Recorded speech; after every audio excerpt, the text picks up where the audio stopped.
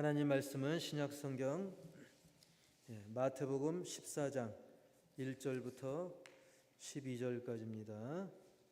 신약성경 23페이지 마태복음 14장 1절부터 12절까지 말씀, 제가 한 절, 여러분 한 절 교독하겠습니다.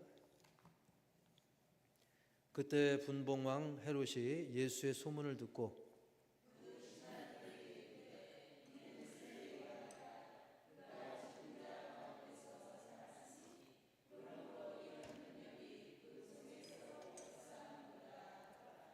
전에 헤롯이 그 동생 빌립의 아내 헤로디아의 일로 요한을 잡아 결박하여 옥에 가두었으니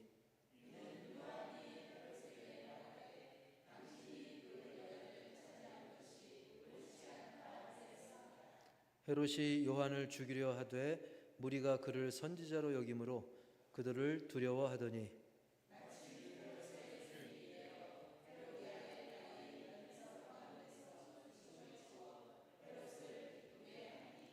헤롯이 맹세로 그에게 무엇이든지 달라는 대로 주겠다고 약속하거늘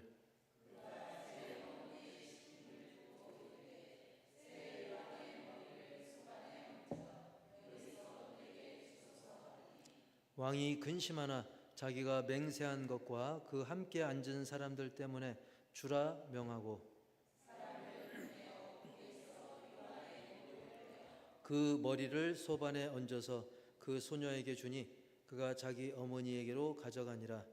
요한의 제자들이 와서 시체를 가져다가 장사하고 가서 예수께 아뢰니라. 아멘.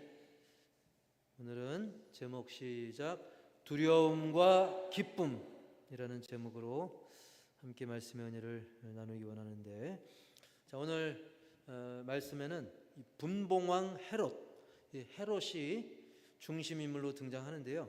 헤롯이라고 해도 같은 헤롯이라도 또 다른 그 형제들이 또 있습니다. 근데 오늘 말씀에 나오는 사람은 분봉왕 헤롯.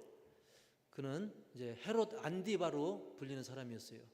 근데 같은 형제 중에 이제 동생은 또 빌립 1세가 있습니다. 빌립. 그래서 그 헤롯 가문의 그 자녀 또 후손 또 자녀의 자녀 쭉쭉 나가면서 뭐 옛날에는 같은 이름을 쓰고 그런 경우가 많았는데, 오늘 나오는 헤롯은 이 분봉왕 헤롯이라 해서 저 지도를 보시면 당시 그 로마 황제의 임명을 받아가지고 그 로마가 정복한 그 지역 일부를 통치하는 그 왕을 이제 분봉왕이라고 그랬어요. 그 지역을 나눠서 여기는 네가 맡아라. 그러니까 전체 나라 전체를 다스리는 게 아니라 일부를 다스리는 거죠. 그래서 분봉왕이라고 했는데, 당시 이 분봉왕 헤롯은 이제 헤롯 안디바라고 하는 사람인데, 그 지도에 보면 그 색이 저렇게 그 주황색으로 쳐진 부분, 갈릴리하고 이 베레아 지방, 저 지방을 다스리는 왕, 그 사람이 분봉왕 헤롯이었어요. 헤롯 안디바로 불렸던 사람이죠. 근데 그에게 아내가 있었는데 그 아내를 이제 내찬 후에 헤로디아라고 하는 그 여자를 맞아들였어요. 뭐 왕이 뭐 여자 새로 이혼하고 뭐 이혼하든 내쫓든 해서 여자 바꾸는 거야. 옛날에 뭐 그럴 수 있는 일이죠. 그런데 문제는 그 새로 맞이한 그 아내가 누구냐면 이름이 뭐예요? 헤로디아. 이름이 뭐라고요? 그 헤로디아는 사실은 자기 동생 빌립이 있습니다. 헤롯 빌립 1세. 즉 이 형은 분봉왕 헤롯은 헤롯 안디바고 자기 동생은 헤롯 빌립 1세가 있었어요. 그 자기 동생의 아내입니다. 동생의 아내를 두 글자로 뭐라 그러죠? 제수. 그죠? 보통 제수씨 하잖아요. 그 문제는 딴 여자를 맞아들인 게 아니라 쉽게 말하면 제수 씨를 아내로 맞아들인 거예요. 물론 뭐 제수 씨가 엄청난 미인이었을 수도 있고 어쨌든 뭔가 뭐 매력이 넘쳤든지 몰라도 그런 분류는 그때 당시로도 상당히 기가 막힌 일이었던 거죠.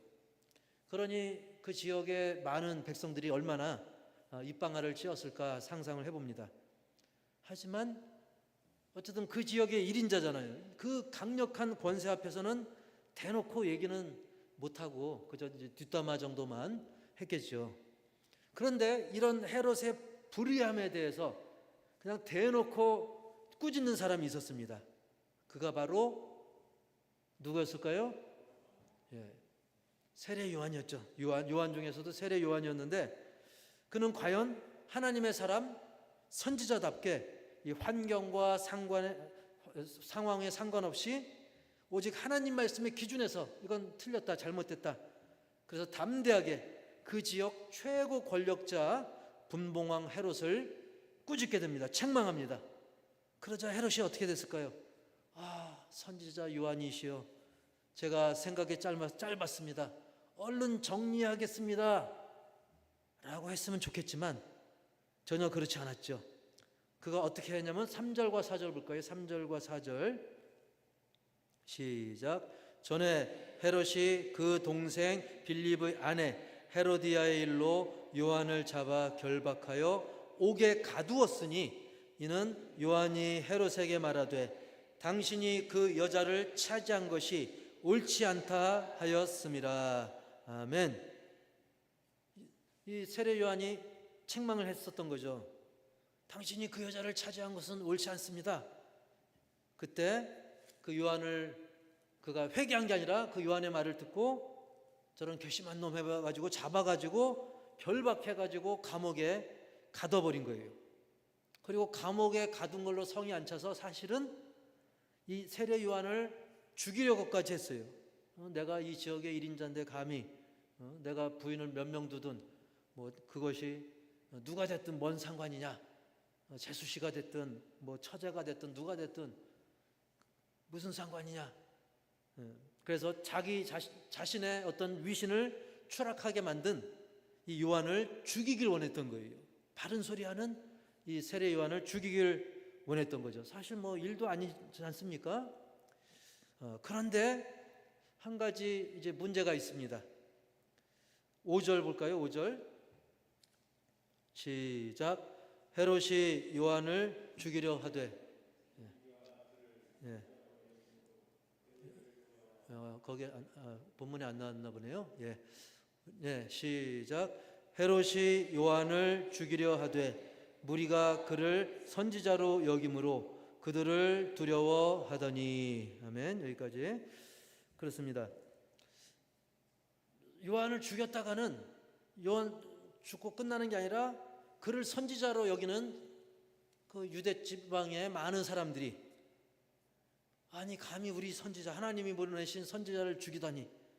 그래서 혹시라도 소요사를 데모라도 일어나면 그 윗선에서 저 로마 정부가 볼 때 아니 헤롯 안디바 너 뭐 하는 거야? 정치 제대로 안 하는 거야? 그거 하나 처리 못해? 괜히 눈총 받을까 봐 두려워서 차마 죽이지는 못하고 감옥에 가둬놓고만 있었던 거죠. 그래서 어쨌든 이래저래 스트레스를 받고 있는 그런 상황이었습니다. 체면국이었죠.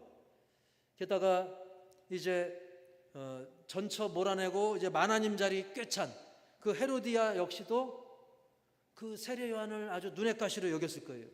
내가 어쨌든 지금 왕비 자리를 꿰차고 있는데 감히 내 남편에게 뭐라 그래? 사건이 벌어집니다. 어떤 사건이 벌어졌냐면 6절 말씀 시작. 마침 헤롯의 생일이 되어 헤로디아의 딸이 연석 가운데서 춤을 추어 헤롯을 기쁘게 하니. 아멘. 자, 연석, 그 연회석, 잔치 자리를 뭐 그 궁궐에서는 그런 일 있잖아요. 뭐 연회를 많이 하지 않습니까? 그런데 거기서 그 자기 새로 맞이한 동생의 부인을 뺏어왔는데 어쨌든 그 헤로디아의 딸이 있었어요. 그 딸이 이제 학자들은 10대 중반으로 이렇게 추정하고 있는데 어쨌든 그 젊은 정말 어린 그 딸이 춤을 춘 거예요. 근데 이걸 연구해 보면 그냥 뭐 아이들처럼 뭐 짤랑짤랑 으쓱으쓱 이런 율동했겠습니까? 아니면 어떤 예술적인 막 무용 그런 거 했겠습니까? 그렇지 않죠. 그야말로 그 자리에 사람들을 그 시선을 확 사로잡는, 특히 이 문 남성들의 시선을 확 사로잡는 아주 선정적인 춤을 추었을 것이다 라고 학자들은 그렇게 보고 있는데요. 또 시대 분위기상 또 그게 맞고요. 어쨌든 그렇게 헤로디아 덕에 그 연회 분위기가, 그 잔치 분위기가 그냥 후끈 달아오르게 됩니다. 분위기가 아주 막 뜨겁게 달아오르게 되죠. 그러자 거기에 또 술도 들어가고, 그러니까 헤로드 왕이 너무나 기분이 좋았어요. 야, 내 체면을 살려주는구나. 내 딸이, 뭐 친딸은 아니지만 내 딸이 그렇지 않아도 막 스트레스 받고 있는데 내가 마련한 이 잔치 자리에서 분위기를 띄워주니까 너무 기분이 좋아가지고, 물론 술김도 있었겠고 뭐 여러 가지가 있었겠는데, 그 딸에게, 헤로디아의 딸에게 이런 말을 합니다. 7절 시작. 헤롯이 맹세로 그에게 무엇이든지 달라는 대로 주겠다고 약속하거늘. 아멘. 여러분, 헤롯이 무엇으로요? 맹세로. 뭘로요? 맹세. 맹세는 어떻게 하겠다는 거예요? 그냥 약속하고 같아요, 틀려요? 다르죠. 그냥 약속은 뭐 미안해 하고 넘어가는데, 맹세는 반드시 내가 이거 지키겠다. 아주 정말 꼭 지킬 것을 약속하는 것이죠. 그러면서 너무 기분이 좋으니까 딸아, 무엇이든지 달라는 대로 내가 줄 테니 뭐 말만 해. 그런데 이 마가복음 6장 23절에도 같은 내용이거든요. 같은 내용에 대해서 이렇게 구체적으로 이야기하고 있어요. 시작. 또 맹세하기를 무엇이든지 내게 구하면 내 나라에 주리라 하거늘. 나라의 뭐까지라도? 절반까지라도. 너 내게 구하면 내가 줄게.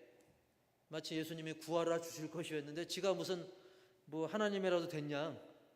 자기도 알고 보면 거기 맡아서 하는 건데, 로마 정부 밑에서 하는 건데 아주 교만이 하늘을 찌르었죠. 그리고 제대로 판단력을 잃은 겁니다. 어쨌든 그렇게 얘기하는 거예요. 기분이 좋으니까 딸아, 말만 해라. 내가 나라의 절반이라도 줄게. 저는 그런 상상을 해봤어요. 만약 내가 그 딸이었다면, 왕이시여, 그러면 절반 주세요 그랬을 것 같아요. 그 나라 절반 저 주세요. 근데 그건 눈치 없는 거죠. 그 정도로 그냥 소원 들어주겠다는 거죠. 눈치가 좀 있으면 절반까지는 아니라도 그러면 한 10분의 1 정도라도 주세요라고 했든지, 아니면 그 정도로 가치 있는 뭔가를 구했을 거예요. 뭐 다이아를 주세요, 뭐 순금 주세요, 뭐 10돈짜리로 주세요, 뭐 이랬을 텐데, 헤로디아가 아직 어리니까, 그리고 당황스러우니까 엄마한테 찾아갑니다. 헤로디아의 딸이 엄마니까 이제 헤로디아를 이제 찾는 거죠. 엄마 하면서 이 헤로디아의 딸이 엄마한테, 엄마, 지금 왕이, 분봉왕 헤롯, 그 왕이 나에게 뭐든지 다 준다고 했는데 엄마 뭘 구할까요? 그랬으면 엄마면 또 명품백을 차라리 구하든지, 요즘으로 말하면 그러면 좋은데, 기회는 이때다. 저 눈의 가시 같은 저 세례 요한 이번에 처단하자. 그래가지고 딸아, 그러면 왕에게 가서 세례 요한의 머리를 달라고 해라. 즉 세례 요한 참수해가지고 죽여가지고 그 머리를 달라고 해라. 참 그 철이 없어도 그렇게 없습니까? 그 어린 딸에게, 청소년에게 그런 요청을 참 하게 하다니 얼마나 참 무시무시한 일입니까? 그래서 8절 봅시다. 어떻게 했는가? 8절 시작. 그가 제 어머니의 시킴을 듣고 이르되 세례 요한의 머리를 소반에 얹어 여기서 내게 주소서 하니. 아멘. 그 말씀 자세히 보면 어디서 달라고 하냐면, 다시 이거 하면요, 8절 말미에 보면 세례 요한의 머리를 소반에 얹어 어디서? 여기서. 그러니까 시간 지체하지 말고 당장 달라는 거예요. 이 헤롯이 그래 고민해볼게 생각해, 그게 아니에요. 여기서 주세요. 여기서 당장 내놓으세요. 맹세했잖아요. 그 뜻입니다. 약속대로 이 자리에서 맹세한 대로 빨리 달라. 세례 요한의 머리를 달라.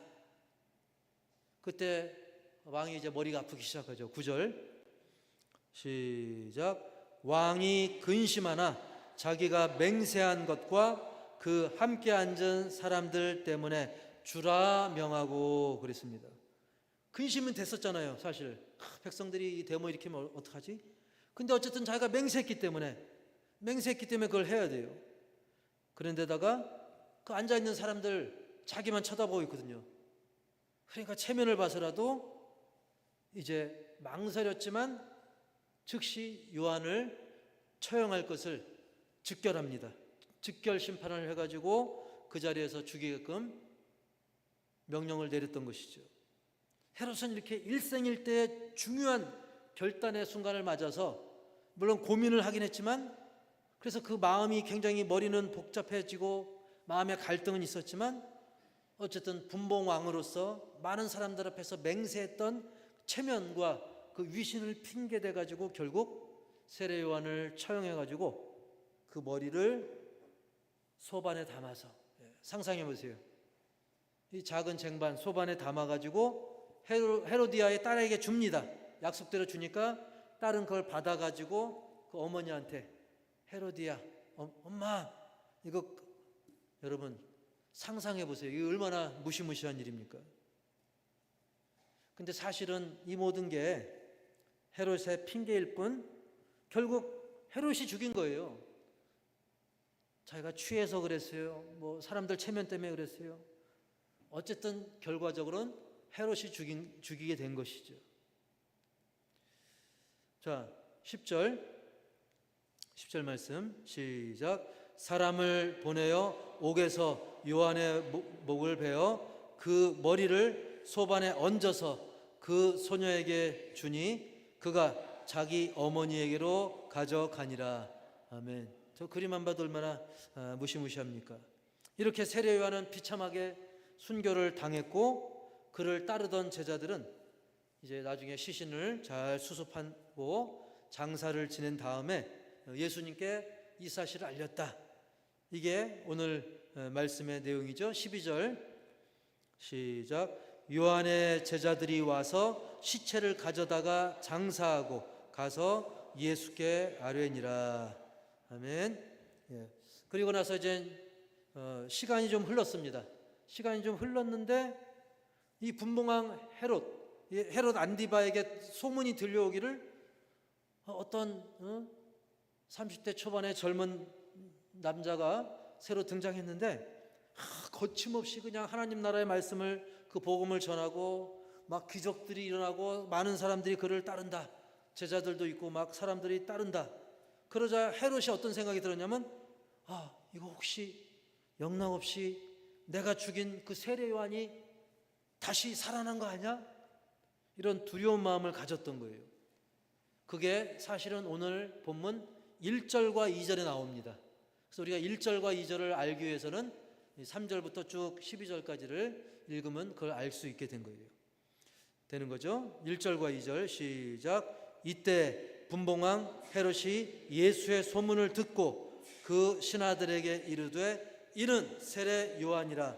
그가 죽은 자 가운데서 살아났으니 그러므로 이런 능력이 그 속에서 역사하는도다 하더라. 아멘. 그래서 우리는 오늘 말씀의 상황을 쭉 살핀 후에 이 말씀을 통해서 헤롯이 그렇게 했고 또 요한은 그런 죽음을 당했는데, 우리는 이런 복잡하고 또 중요한 결단의 순간에, 우리 인생의 그런 결단의 순간에 어떻게 해야 될 것인가, 그걸 새겨보기 원하는데요. 첫 번째로는 우리 메뉴의 글씨 시작. 확신한 일에 거하라. 디모데후서 3장 14절 시작. 그러나 너는 배우고 확신한 일에 거하라. 아멘. 그렇습니다. 우리가 듣고 배운 이 말씀을 통해서 내가 확실히 믿는, 결론 내리는 어리석음을 범하지 않게 된다는 거예요. 여러분, 헤롯과는 달리 세례 요한은 어땠습니까? 그저 믿음대로 선포했습니다. 진리의 말씀대로 사람 눈치 안 보고 결단하고 선포했습니다. 그 심지어 그 권력의 큰 산 앞이라 할지라도 그는 주저하지 않았습니다. 반면에 헤롯은 한마디로 그냥 눈치꾼이었어요. 눈치꾼. 눈치의 연속이었습니다. 늘 주저하다가 더 큰 실수를 저지르고 말죠. 더 큰 죄악을 저지르는 케이스였습니다. 눈치 잘 살피면 실수 안 할 것 같죠? 여러분, 배우고 확신한 일에 거하지 않고 사람 눈치, 이 눈치, 저 눈치 보다 보면 되레 더 큰 실수를 저지르는 경우가 발생할 수 있는 거예요. 여러분, 헤롯은 이렇게 때로는 백성들 눈치 보는 분위기도 있었죠. 야, 내가 세례 요한 죽이면 백성들이 세례 요한을 선지자로 여기는데 그렇게 백성 눈치도 보는 듯 하다가 또 아내 새로 맞이한 헤로디아 눈치도 보다가 또 잔치 자리에서 또 잔치 사람들 손님들 눈치 같이 함께한 그 고관대작들의 눈치 그러다가 분위기에 밀려가지고 결과적으로 어땠습니까? 세례 요한을 처형해버리는 엄청난 죄악을 저지르게 되었던 거죠. 세례 요한 계속 살려두자니 내 체면도 망가지고 내가 피곤하고 또 죽이자니 양심의 가책도 있고 또 백성들 그 폭동 일어날까 봐 골치 아프고 주저하다가 결국은 하나님 나라의 대역죄인이 된 거예요. 성경에 기록되어서 두고두고 2000년이 지난 지금까지도 아주 나쁜 놈이 된 거죠. 여러분, 우리가 배운 하나님 말씀, 보고 들어서 배운 하나님 말씀 배우고 확신한 일에 거하기를 축복합니다. 그 다음엔 기회를 놓치지 말라. 우리에게 주어진 기회, 그 기회의 때를 놓치지 말라는 사실입니다. 에베소 5장 16절 시작. 세월을 아끼라 때가 악하니라. 세월을 아끼라는 것은 우리가 뭐 부지런해서 시간 절약만 해라 그 뜻이 아니라 이 세월이라고 하는 것은 우리에게 주신 기회의 때를 말하는 거예요. 기회의 때. 여러분, 헤롯을 보니까 그야말로 헤롯을 특정할 수 있는 그런 표현이 한마디로 두루뭉실, 주저주저, 어영부영, 그러다가 앞불싸, 아차 그런 말로 정리할 수 있습니다. 어떻습니까? 그런 백성들 싫어할 줄 뻔히 예상하는 상황에서도 제수 씨를 아내로 삼았었죠. 그냥 슬렁슬렁 두루뭉실 어영부영 하는 거예요. 이렇게. 그리고 선지자로 존경받는 세례 요한의 지적, 세례 요한이 헤롯을 향해 지적했던 그 지적이 바른 말입니까? 틀린 말입니까? 바른 말이죠. 바른 말인 줄 알지만 헤롯은 결코 회개하지 않았습니다. 그리고 온 백성이 선지자로 여기는 그 요한을 죽이는 것, 그것이 깨름직했지만 어떻게 했습니까? 그냥 무엇이든지 구하는 대로 다, 심지어 나라의 절반이라도 주겠다고 한 그 말이 올무가 돼가지고 결국 선지자를 살해하는 범죄의 주인공이 되고 말았던 겁니다. 어떤 잔치의 취한 걸 핑계로, 영을 핑계로, 그리고 주변 분위기를 핑계로 삼긴 했지만 그렇다고 하나님이 보내신 선지자 세례 요한을 죽인 게 결코 다른 걸로는 변명할 수 없는 그런 엄청난 사건이었던 거예요. 오늘날도 사람들이 죄 짓고 뭐 핑계 댑니까? 그때 그 분위기가 어쩔 수 없었어. 여러분, 우리도 하나님 앞에서 하나님, 내가 그때 분위기가 그게 올무가 돼서는 안 되는 겁니다. 그게 변명이 돼서는 안 되는 것입니다. 우리 하나님 앞에서는 변명의 여지가 없는 거예요. 사실 다시 시간을 돌이킨다면 헤롯이 어떻게 해야 되는 겁니까? 어쨌든 자기가 1인자잖아요. 그 지역에 1인자답게 헤로디아의 딸이 요한의 목을 주세요 할 때는 비록 체면은 꾸기지만 그래도 내가 1인자니까 내가 실수했어. 근데 그것만은 안 돼. 미안해. 번복하고 내가 그 다른 걸로 들어줄게. 체면 좀 그 자리에서 좀 꾸기더라도 그렇게 어마어마한 죄를 져서는 안 되는 거였죠. 예. 아니 동생의 아내를 데려올 때는 창피고 뭐고 그냥 내가 1인자 하고 데려왔잖아요. 누가 뭐라 하든. 근데 세례 요한을 죽일 때는 어땠어요? 세례 요한을 죽일 때는 고민은 잠깐 했지만 그 분위기를 핑계 삼아서 그냥 죽이고 말았던 거예요. 즉 자기 욕심 채울 때는 모든 거 다 무릅쓰고 하면서도 의로운 방향으로는 인색했던 거죠, 사실은. 그 좋은 쪽으로 결정할 때는 좋은 쪽으로, 즉 하나님 좋은 쪽으로 결정해야 될 때는 그는 주저하고 하나님 뜻대로 하지 않았어요. 근데 자기 욕심대로 할 때는 주저하는 듯 하면서도 남의 눈치 보는 듯 하면서도 결국 자기 뜻대로 역시 다 해버리고 마는 그런 모습입니다. 중요한 그 결정의 순간은 정말로 기회의 때였는데 그 기회를 날린 거죠. 세월을 아끼라. 때가 악하니라.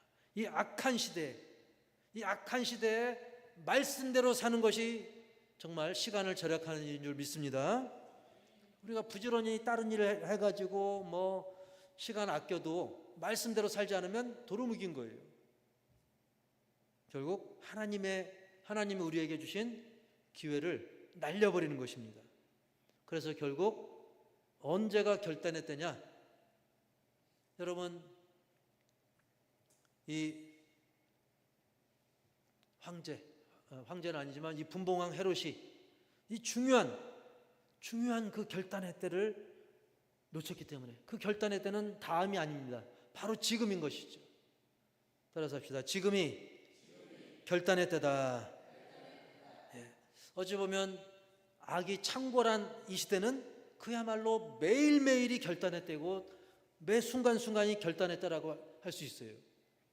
그래서 그 위대한 사도 바울도 고린도전서 15장 31절 잘 많이 들으신 말씀이죠. 시작. 나는 날마다 죽노라.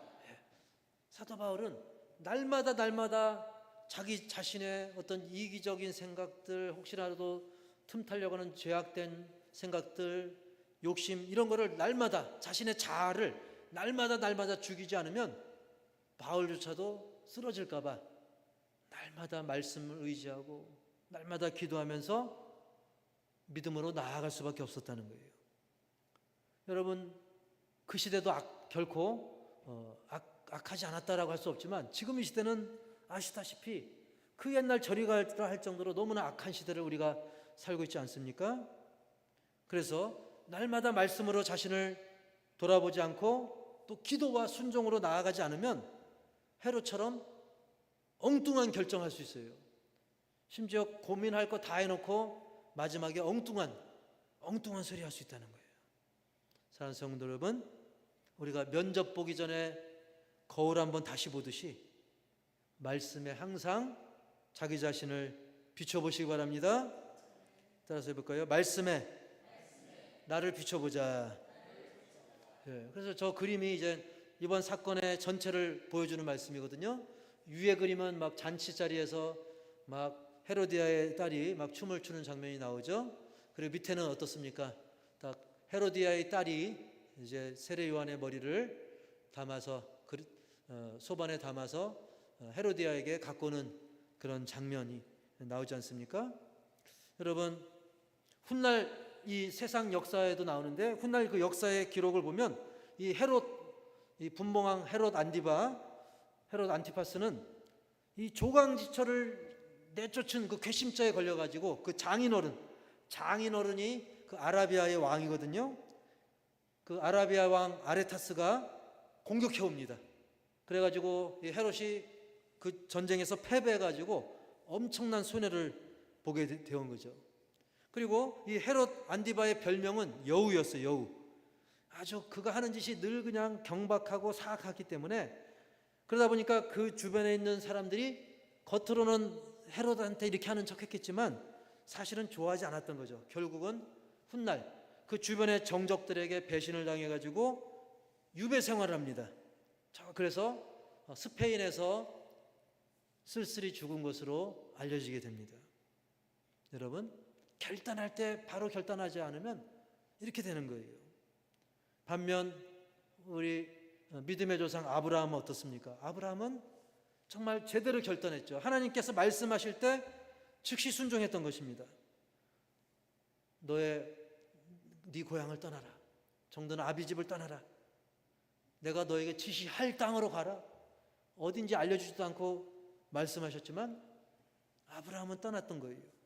그리고 힘겹게 얻은, 백세에 얻은 그 이삭을 바치라 명할 때도 그는 주저없이 그 길을 떠나서 이삭을 하나님께 바치고자 했던 것이죠. 이렇게 헤롯과 달리 아브라함은 그야말로 하나님 말씀 앞에 그 누구의 눈치도, 심지어 가족의 눈치도 보지 않고 즉각적으로 순종했던 것입니다. 그렇습니다. 우리에게 주신 기회의 때는 어떤 며칠 후 딱 정해진 그날이 아니라, 따라서 합시다. 내게 주신 기회의 때는 바로 지금이다. 바로 내가 지금 숨쉬고 살아있는 이 순간이 내게 주신 기회의 때인 것을 믿으시기 바랍니다.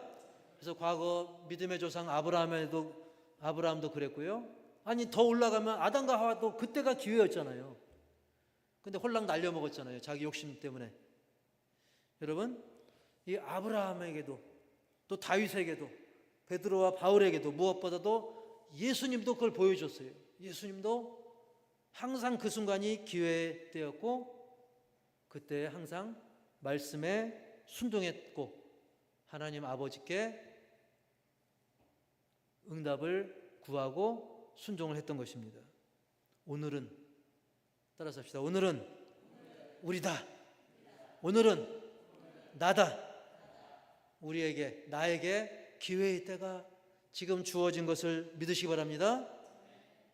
정말 맞는 말씀이죠. 오늘 말씀을 듣고 우리가 그래, 이 말씀 붙들고 내가 결단하고 믿음으로 나아갈 때 기회가 더 열려지는 것입니다. 그 기회가 날이 갈수록 활짝활짝 열려지기를 축복합니다. 오늘 말씀 제목이 뭐죠?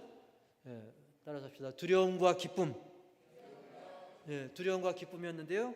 이 두려움 그리고 기쁨, 사실 헤롯에게는 이 두 가지의 기준이 자신의 출세하고 쾌락이었어요. 자신의 성공, 출세, 인기 그리고 쾌락, 그것을 기준으로 해가지고 그걸 기준 삼아서 두려워할 걸 두려워하고 또 기뻐할 걸 기뻐하고 그랬어요. 그러다 보니까 이렇게 엉뚱하게 죄악으로 빠지고 사망에 점점 깊이 빠져드는 것이죠. 엄청난 죄를 저지른 것이죠. 하지만 우리 신자들에게 진정한 두려움과 기쁨은 말씀이 가르치는 대로 진짜 두려워야 될 걸 두려워하고 진정으로 기뻐해야 될 거에 대해서 기뻐해야 될 줄 믿습니다. 헤롯은 막 인간적인 쾌락, 출세하는 거, 그런 거에만 기뻐했어요. 그리고 하나님을 두려워해야 되는데 그걸 두려워하지 않고 사람들 어떻게 대모를 일으킬까 봐, 또 로마 황제가 자기 어떻게 꾸짖을까 봐, 그런 것만 두려워했던 거예요.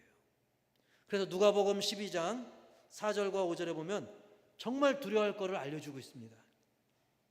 시작.